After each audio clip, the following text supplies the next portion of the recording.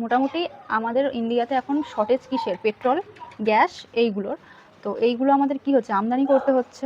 আর এইগুলো আমদানির জন্য প্রয়োজন হচ্ছে ডলার।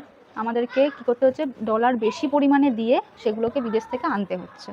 ডলার চাহিদা বেড়ে যাচ্ছে, যার জন্য ডলারের ভ্যালু বেড়ে যাচ্ছে আর আমাদের ইন্ডিয়ান রুপির ভ্যালু কমে। ডলারের দাম কে ঠিক করে, মানে ডলারের ভ্যালু? সেটা হচ্ছে কোনো ব্যক্তি বা সংস্থা নয়, বরং আন্তর্জাতিক বাজারে ডলারের চাহিদা ও যোগানের ভিত্তিতে ডলারের ভ্যালু নির্ধারিত হয় যে সেটা বাড়বে না কমবে।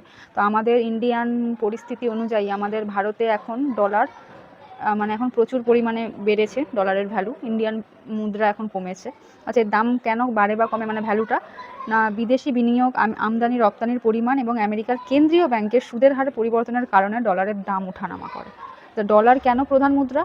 1944 সালে ব্রিটেন উডস চুক্তির মাধ্যমে ডলারকে স্বর্ণের সমতুল্য মান দেওয়া হয়েছিল এবং আমেরিকার শক্তিশালী অর্থনীতির ওপর সবার বিশ্বাস থাকায় এটি বিশ্ব বাণিজ্যের প্রধান মাধ্যম হয়ে ওঠে। আচ্ছা, মানে একটা ডলার ডলার ডলার এত ডিটেলসটা জানলাম, এবার কেউ জিজ্ঞেস করতে আসুক স্যাক করে বলে দেবো ডলারের ব্যাপারে। এখন ডলারের রেট শুনেছিস? 93 টাকা আমাদের হয়ে গেছে, মানে আমাদের 94 হয়েছে। হ্যাঁ, তো এই জিনিসটা আমি একটু দেখলাম যে ডলারটা কে ঠিক করে? কোনো মানুষ? না ডোনাল্ড ট্রাম্প, না তুই, না আমি, না মোদি, যে হ্যাঁ ডলার পিছু কমবে টাকা না বাড়বে। তো সেখানে দেখলাম বলছে যে কত ভারতীয় টাকা হবে ডলার পিছু তা হচ্ছে মুক্ত বাজারের উপর ডিপেন্ড করে। এইটাকে বলা হয় ফ্লোটিং এক্সচেঞ্জ রেট। যখন তোর মানে কেউ ডলারে কোনো জিনিস বেশি বেশি কিনবে, মানে ডলারে ইনভেস্ট করছে, তখন ডলারের মূল্য বেড়ে যায়, ইন্ডিয়ান রুপি কমে যাচ্ছে। আবার যখন ইন্ডিয়ান রুপিতে মানে বেশি কেউ বিনিয়োগ করবে তখন ডলারের ভ্যালুটা কমে যাচ্ছে। টাকার দাম খুব কমে গেলে আরবিআই তাদের ভান্ডার থেকে ডলার বাজারে ছাড়ে, যার ফলে যোগান বেড়ে দাম নিয়ন্ত্রণে থাকে। কেন বাড়ে কমে তার আসল পয়েন্টগুলো তোকে বলছি। যখন বিদেশ থেকে কোনো জিনিস বেশি পরিমাণে কেনা হচ্ছে, যখন এখন দেখ না আমাদের যেরকম পেট্রোলিয়াম বা তেল, খনিজ তেল যেগুলো, আমাদেরকে বেশি পরিমাণে ডলার দিতে হচ্ছে, মানে ডলারের যোগান, মানে ডলারের চাহিদাটা বাড়ছে, যার জন্য ডলারের ভ্যালু বেড়ে গেছে। ধরো কোনো বিদেশি কোম্পানি আমাদের ইন্ডিয়াতে এসে ব্যবসা করছে, ঠিক আছে, তখন কি হচ্ছে? সেই বিদেশি কোম্পানিকে আমাদের ইন্ডিয়াতে মানে ইন্ডিয়ান রুপিতে কনভার্ট করতে হচ্ছে। তখন কি হচ্ছে? আমাদের ইন্ডিয়ান টাকার ভ্যালু বেড়ে যাচ্ছে, তখন ডলার পড়ে যাচ্ছে। ইন্টারন্যাশনাল যে কেন্দ্রীয় ব্যাংক যেটা আছে, ফেডারেল রিজার্ভ বলে যেটা আছে, সে যদি সুদের হার বাড়িয়ে দেয় তখন কি হচ্ছে? আন্তর্জাতিক মানে বিভিন্ন বাজার তারা ওখানে জমা করতে মানে বেশি উৎসাহিত হচ্ছে।